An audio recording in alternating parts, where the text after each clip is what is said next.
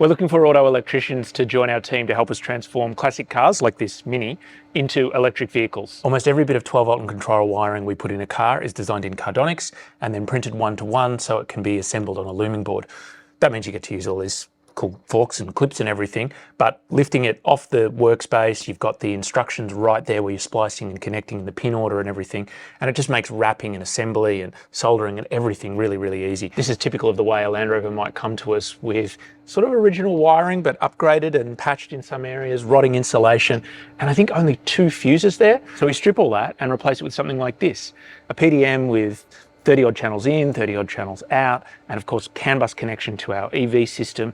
This is the unit that we put in all our series Land Rover builds. It's not just the PDMs that make these cars modern under the skin. In almost every build we're fitting electric brake boosters, electric aircon, and full HVAC systems that we've designed and built the control systems for. In everything we do, we're trying to work to world's best practice and pull as much knowledge and process and techniques from OEM, from motorsport, from different areas, because sometimes we're completely redesigning and replacing the 12-volt system in a car, and in others we're patching and piggybacking into an existing system. Also, we just like nice wire. We're electrical nerds at heart, so we choose really nice wire that's good to work with, and almost every connector we put where possible is a Deutsch DT or DTM, because they're just good quality, easy to work with, and super reliable. And that looming and assembly is almost always done inside our air-conditioned, dedicated electrical build room. Ultimately, the point is the customer interaction, so that's really high quality gauges, switches, buttons that feel really good, that work reliably